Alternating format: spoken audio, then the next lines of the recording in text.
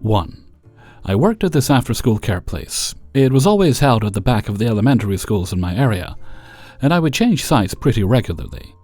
A lot of high schoolers worked there, including me at the time, and I quite frankly loved that job. Although I did absolutely love my job, I hated my manager. He was a higher-up within the company that would stop by and oversee to make sure everything was going smoothly. He was more important than a manager, but that's what I'm going to refer to him as from now on. Sounds more like an area manager. He was horrible at his job, and everyone I worked with agreed.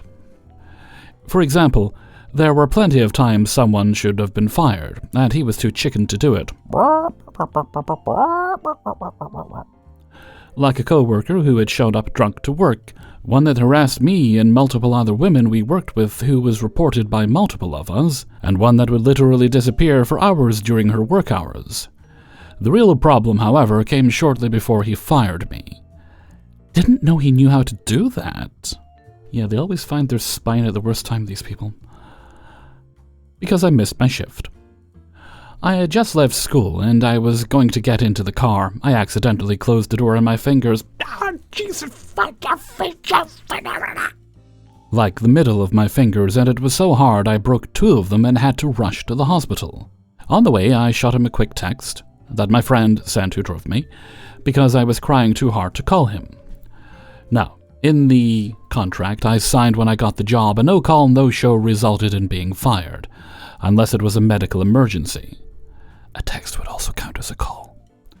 So after I came back to work with one of those splints on my 2 broken fingers, he came to the site I was at with a write-up that I had to sign.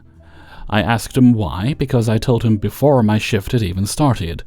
He looked at me and said, "I called you saying you still had to come in and you didn't answer."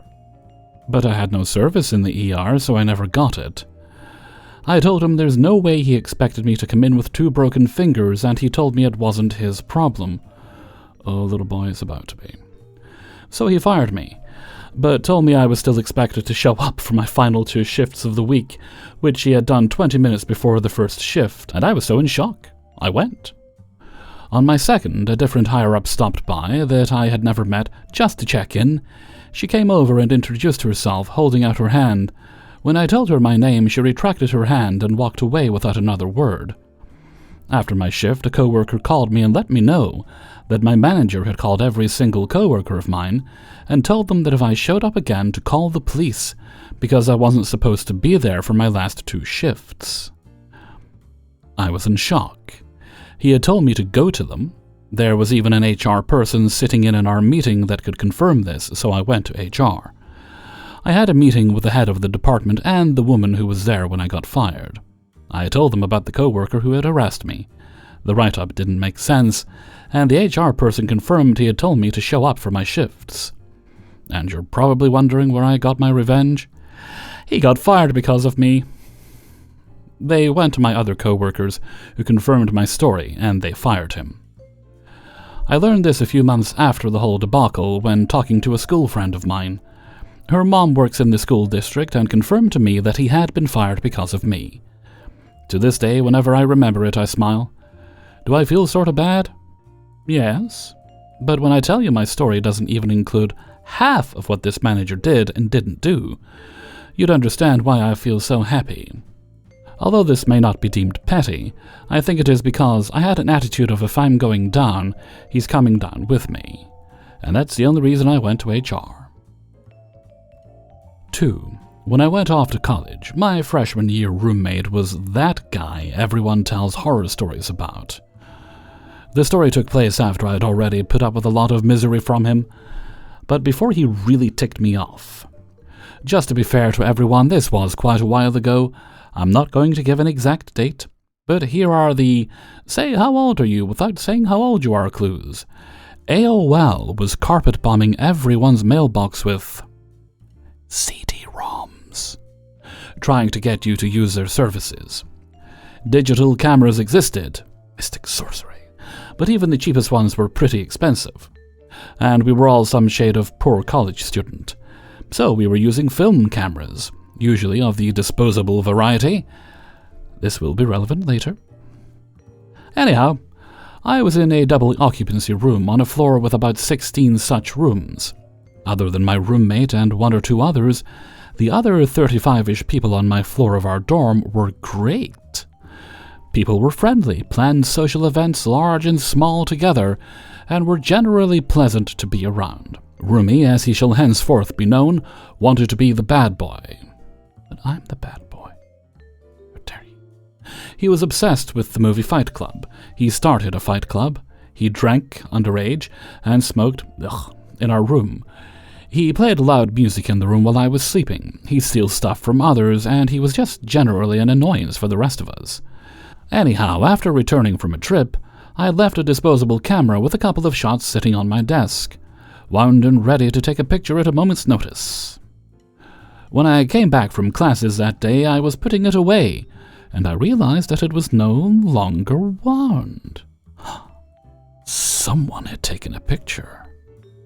Rumi and I had some history by now, so I instantly knew what had happened. Whatever, I used the last picture or two, then took it in to get it developed. If you're listening to this and expecting pictures of anything other than Rumi's ass, I have a few somewhat contradictory things for you. You sweet, sweet summer child. Just so you know, I'm talking about Rumi's bottom, not his donkey. Don't change. If it's not already too late, you should get off the internet after this video and enjoy the last gasps of your innocence before returning to the internet and watching more videos, as this is about as benign as you're going to find here. It only took a decade or so to be able to laugh about all my trouble with Rumi. Learning to live away from home is a great experience. Sorry, back to the story now. I was a little irritated because at this time you paid per picture developed. So I managed to exchange actual cash money for 2 pictures of Rumi with his butt hanging out, along with the rest of the pictures on that roll of film. So there I was, sitting at my desk, thinking about revenge. And about half a second of thought let me hit upon the obvious, perfect, glorious solution. Every floor in our dorm, which was quite large, had a bulletin board that was literally the first thing you'd see when getting off the elevators at our floor. Each floor could decide how they wanted to decorate their own board. Some floors had boring stuff like announcements, some had paintings, but we had decided that we were going to post pictures of us doing fun things. Anyhow, this 4-foot by 8-foot board was entirely covered by an ever-changing photo collage. Rumi was way too cool to pay any attention to this or contribute in any way, so I just worked both copies of his moonshot into the collage. It was perfect. It was a sea of faces, so one more pasty oval didn't stand out in the least. The best part was that Rumi was clearly identifiable in the picture. The rest of the people on my floor noticed pretty much instantly. Decades later, I can perfectly recall one of my floor mates grinning and saying, "That's a lot of skin," every time I think of this story. Within a day or two, everyone on the floor, including our RA, were laughing about it. We were all just waiting to see how long it would last. But Rumi's bridges had all been burned at this point, so there wasn't really anyone that was going to tell him about it. It was weeks before he found out. He continued to be the bane of my existence, but those are stories for another day. And he never messed with my camera again. Epilogue. I don't think I ever spoke to or laid eyes on Rumi in person after that year, but every 5 or 10 years I go trolling through the interwebs to see if I can find him. For a while I was expecting to find him in court records. To his credit, he appears to have settled down, has a good job, and a family, learned to keep his pants up. So, Rumi, if you're reading this, nice job turning things around. Good luck. 3. I work as a support manager for a company that sells credit card readers and other services for processing money. Our story starts with a phone call that one of our newest staff members received. The caller does not introduce themselves, and instead loudly demands to speak to no less than the CEO of the company, and will not give away any information aside from his repeated demands and some indirect swearing. Normally, this would earn them a terminated call, but I want to know who has the balls to scream at my staff, so I have him transferred over. Having had some of these calls before, I introduce myself with a very fancy title, and ensure the caller that whatever his support needs are, I can handle them without any issue. The CEO is busy at the moment, and I'm next in line in the support organization. This is not entirely true, but it works to calm people down and get them to tell me what is actually wrong. The caller's named Steve. Not just any Steve, mind you, but Steve, the owner of Steve's Cafe. That's a stroke of luck. And not just one Steve's Cafe, mind you, but the owner of all 7 Steve's Cafes. Steve is offended that he was given to me and not the CEO like he demanded. He is the owner, you see.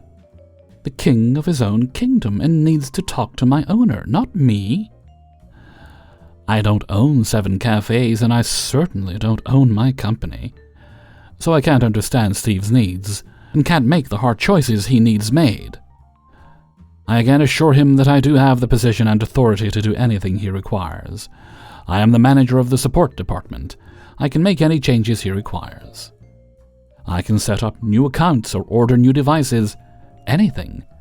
He only needs to tell me his problems and I will provide solutions. I will support him. The words are immediate and aggressive. Can you cancel my accounts? Well, yes, I can. I inform him that we need a written request to cancel. I also have to inquire why he needs to cancel his accounts. This is standard procedure. If he wants to close his account, then we close his account, but any feedback is useful. Is he leaving because our product was bad? Because our service was bad? Because he found a better deal? But before I can get more than a few words out, he shouts again, Have the CEO call me, he has my number. And he disconnects. I report this up the chain. No email means no cancellation, but still bosses need to know. First thing next morning, I get invited to an emergency meeting by the CEO, as well as a few other pertinent admins. We go over what happened, and then I am shown an email. Steve managed to find the CEO's internal email address and sent him an email complaining about one of his 7 stores having a horrible time with the product. He is demanding no less than the cancellation of all his accounts, and a refund of 3 months of payments he has made for each, as the product is totally unusable. I check the logs. The problem location does indeed have a problem. That started yesterday morning. They are not down, but they are having a bad time. There are no emails or calls informing us, just the screaming cancellation request. I send over all the call logs and we listen to Steve scream and curse at the support agent before he got sent to me. And then I hear 2 words that cue the malicious compliance. Cancel them. The meeting goes quiet. The CEO has spoken. We cancel all 7 accounts and shut down services. They start their day with devices that do not work. The calls come in. Again, the CEO speaks. That account is cancelled. Follow procedure. So each manager calls me frantically explaining that nothing is working. The staff apologetically tell them that their account was cancelled per their owner's email. We can no longer provide support. Shortly thereafter, the owner calls in, once again screaming to turn them back on. Uncancel them this instant. Get the devices working, he is losing money. I check with the CEO, and after receiving a nod, I say, Per your request made over the phone yesterday and your email this morning, your accounts have been cancelled. Steve just gets madder and says he didn't mean to actually cancel them. You're just listening to the words he said. No. He wanted us to know what would happen if we didn't fix his issue. He continues to yell. I let the CEO know, and at his request I transfer Steve to his office phone. I wish there was a satisfying ending to this story, but Steve and our boss talked. Steve was informed that his behavior was unacceptable. Steve admitted that he was expecting expedited service and possibly a discount when he threatened to cancel. He didn't really want to cancel his accounts. He just wanted support to take him seriously and transfer him up the chain so he could get faster, better service. There was no real apology, though both I and the initial support agent were told that Steve would behave himself from now on, and to report it if he didn't. Services were resumed and all 7 locations were opened a bit late. The one location that did have issues yesterday got on the phone with a support agent and were sorted out in a reasonable amount of time. All is right in heaven and earth. But I do hope Steve learned that threatening to cancel your account sometimes leads to canceling your account, and not a discount. 4. Alright y'all, let me tell you about some of the most accidentally legendary people I have ever worked with. This wasn't me, but I witnessed it firsthand, and it still pops into my head at random moments like, did that actually happen? So a few years ago, I was in the Disney College program at Walt Disney World. If you know, you know. If you don't, you don't. But you could probably look it up. You should look it up. After the video. Anyway. Basically, a bunch of overworked, underpaid college kids was running around to make magic happen, while slowly losing our sanity. I was working at Backlot Express in Hollywood studios, slinging burgers and dodging angry guests who thought I personally ruined their vacation. My burgers were actually pretty good. Now, Backlot was mostly staffed by CPs, Disney's cute way of saying college interns who will work any shift for $12 an hour. And it was like 98% girls. There were a few guys, but then there was Steve, no relation. Not his real name anyway, but spiritually he is a Steve. And y'all, Steve was built different. First off, Steve was the most serious person I have ever met in a fast food setting. He took his job with the intensity of a man training for the Olympics. While the rest of us were just trying to survive another day of sticky floors and screaming children, Steve was studying the job, like analyzing it. He was also hilariously, weirdly wholesome about it. He used to send daily motivational messages to all the other workers, which was actually kinda sweet. Like you'd be waking up at 6 a.m. for a soul-crushing morning shift, and there'd be a message from Steve in the group chat like, "Rise and shine, everyone. Another day to make magic. We got this." And it was like, damn, okay, Steve, I guess we do got this. The girls even started calling themselves Steve's Angels because, in some unspoken way, we had all just accepted that we were in his little motivational cult. But his real masterpiece, his magnum opus. Steve, sweet, intense, dedicated Steve, wrote a full-scale, multi-page engineering-style report on the entire operation of Backlot Express. No, I am not joking. No, this was not for a class. This was just a passion project. This thing was super detailed. I'm talking multiple pages of analysis on everything. He had sections breaking down the kitchen layout, order efficiency, cleaning procedures. He even wrote a full guide on how to take out the trash. Like, sir, this is a theme park burger joint. No one is out here reading the art of trash removal before dragging a bag to the dumpster. Most days after work, we would share our stories from the day in the group chat, mostly bashing the management or complaining about horrible guests. At first, Steve would try to offer encouragement and remind us to smile and make some magic. Then one day he just snapped. I don't really know what happened, but someone must have really done something bad to get him that angry. Apparently he got so frustrated with the management that he decided that the best thing to do would be to write up a freaking manifesto to tell them how bad they were. And the best part? He was so proud of it. He kept saying he wanted to post it in the break room so everyone, including management, could read his findings and, presumably, have their minds blown by his revolutionary insights. Management, unfortunately, did not share his vision. Apparently, when word got out about Steve's Disney fast food manifesto, the higher-ups panicked. Oh no, what are we gonna do? Like, they genuinely thought he was exposing them or something. There were rumors that they tried to fire him over it. Can you imagine getting fired from the DCP for writing a report? Not for stealing in the dorms, not for fighting a guest, but for a deeply passionate critique of hamburger logistics. I don't even know what happened to him in the end, but I truly hope he found his calling. Maybe he's working at NASA, optimizing rocket launch protocols. Maybe he's still sending daily motivational messages to coworkers. Maybe, just maybe, he's out there right now, watching a restaurant crew take the trash out the wrong way and thinking, I try to warn them. I'll never forget Steve. If anyone ever writes a dissertation on fast food efficiency, I know who the real expert is. Update. After all that, I had to know what happened to him. So I haven't been able to find Steve himself. He's either off the grid in a bunker somewhere drafting another manifesto, but I reached out to a former coworker who knew him better. And y'all? This update is so on brand. Turns out Steve was actually studying industrial engineering during the DCP, which suddenly makes everything make sense.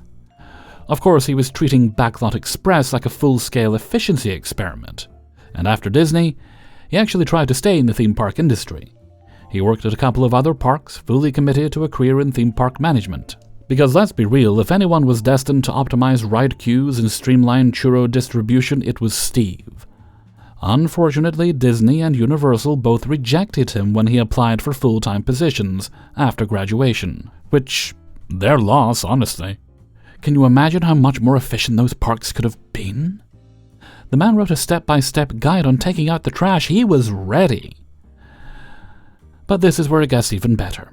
Steve ended up taking a job with UPS, and honestly, that might be the most fitting career move of all time. The king of logistics, now working for a logistics giant. I like to think he's somewhere in a warehouse right now, aggressively optimizing package flow, drafting the Steve Manifesto Volume 2, The Science of Shipping. My coworker didn't have much beyond that, but I'm still digging. If I find out more, or if somehow I track down Steve himself, I'll update y'all again. Steve's Angels, assemble. 5. In my early 30s, I, now 40 and female, worked for a university as a project manager. We were state-funded, and therefore every nickel of spending had to be run through our department accountant, who was not terribly well liked. She was very nitpicky, would demand documentation on some expenses but not others, and would be very condescending when she had to send stuff back for correction, aka not done to her liking. It had nothing to do with being incorrect. Rumor had it that she had only got and stayed in her position because she was related to a board member. That being said, I got used to her shenanigans pretty early and just did my best to get my purchases through her as quickly as possible so I could continue my projects. About a year into my employment, I was handed a project that had been initiated by our director. It was a 5-year training program that was described to me as the director's baby. My management got it off the ground and then passed it to me to maintain for the remainder of the program. I threw myself into this program not only because I enjoyed what I did, but also the director was cool as hell. I'm still friends with him on social media, and I wanted the program to succeed for him. I had a project coordinator that worked with me for detail stuff like ordering supplies and working with facilities. My focus was on budget, content, and working with clients. After she and I had run several successful training sessions under this new program, we needed to order more supplies of standard training stuff like pens, notepads, name tags, etc. Something else we regularly used, per the director's request, was boxes of tissues, which for some unknown reason was not something we could get from our office supply vendor. My coordinator has been buying them in bulk at a warehouse store with her purchase card, and then storing them in the basement, only taking what we needed for each training session. When we went to submit the receipt for the new container of tissue boxes, the accountant lit into her about how tissues were not an approved purchase, even when she showed the accountant an email from the beginning of the program showing that the director had requested tissues be provided to the participants. She stated that the director didn't make or enforce a purchasing policy, which is technically true. When my coordinator, who was normally a very bold and brassy lady, came into my office looking defeated and told me she was going to have to take the tissues back unless the accountant received sufficient written jurisdiction, I got angry. I could have pushed the issue up the chain, but I didn't want to bother my manager or the director with this nonsense. Instead, I decided to do what I do best: be annoying. One thing I'm good at is writing extremely detailed bull. I can elaborate on any detail, no matter how small. I'm especially good at it when I'm mad. So, I popped myself down in front of my computer and, in one go, wrote a 5.5-page email. We did print preview to see exactly how long it was, on why we need boxes of tissues for this program. I never put in there because the director said so, but I listed off every other possible justification, and then wrote a mini essay on each of those points. My coordinator was sitting in the corner of my office giggling as she watched my hands fly over the keyboard. I sent the email around noon. Just before quitting time, my coordinator stuck her head back into my office to let me know that the tissue purchase had been approved in our system. I never got a reply to my email. The accountant never said anything to me or my coordinator, but my coordinator never got any pushback on buying boxes of tissues. Hey everybody, Hellfreezer here, and thank you very much for listening to Revenge's Ice Cream, episode 403, and thank you very much to everybody who allowed me to use their stories in this video. Before you go, please do hit the like button and subscribe, and if you'd be so good as to support me on my Patreon page, I'd appreciate that. Even $1 a month is super helpful to me. You can also get yourself some Hellfreezer merchandise, which is linked in the description, and if you'd like to leave a tip, you can click the heart with a $sign underneath the video. Okie dokie, let's see. I don't think we have any other business today. No, there's no shoutouts. So let's move along to Hellfreezer's question of the day.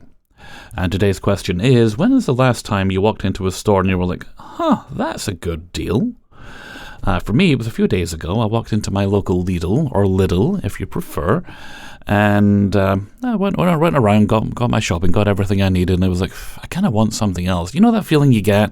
It's like, I want something, but I don't know what. It's like, I need a treat. I'm a grown adult and I need treats. Makes life worth living. And I was like, whatever, okay, I'll just go pay for my stuff and leave. And as I was heading to the counter, I noticed a big stack of things near the counter. It was like, that looks like Liquid Death, which for those who don't know, it's a very silly name, but it's just sparkling water. The particular one I quite like is called Severed Lime, because I don't often find lime-flavored sparkling water. But I tried it a few months back. I quite liked it, and although it is expensive. But I found a few stores selling it sort of cheaply lately, and it's the kind of place where they get it in, it sells out, and then it's gone forever. So anyway, I was in there, and I saw that Lidl had that stack, and I was like, I wonder how much that is. It's probably like maybe £12 for the pack, which is reasonable. About £1 a can is what I'd expect for it. No, actually, it was £5 for the pack, and I even had to check with the person at the counter. £5, right? It's $4.99. I was like, yeah, so okay. Making a mental note that I would go back later in the week and get another pack. So let me know what you think in a comment below. And before we go, let's take a look at the answer of the day from a previous video. And this one comes from Revenge's Ice Cream 402, and I think it was about how do you feel about reboots and remakes and such. And today's answer comes from M. Lee. I think, in my opinion, reboots of some shows leave a bad taste in fans' mouths because we want to remember it as it was. For example, I was a fan of the show Charmed. Seasons 1 to 3 are my jam. I did watch the rest of the seasons here and there, but overall, it was a show that was beloved when it was out. They rebooted the show for a new generation, and to me it sucks. The dynamics of the characters, while not bad, aren't good either. Yeah, I did watch some of that. I feel like it didn't quite hit. You could see how hard they were trying, but it didn't quite hit. The same can be said for shows like Sex and the City. The new path they are on sucks in my opinion, and they are messing up the good view for fans the show had. Sometimes a show hits right when it first comes out, and once it's really done, won't have the same impact it once did. And I feel each generation has their own shows. Thus, for fans who feel the same way, we would just rather they leave well enough alone. Just because something has the same name, and maybe even the same actors and creative team behind it, doesn't mean lightning will strike twice. Thank you very much for your answer, M. Lee.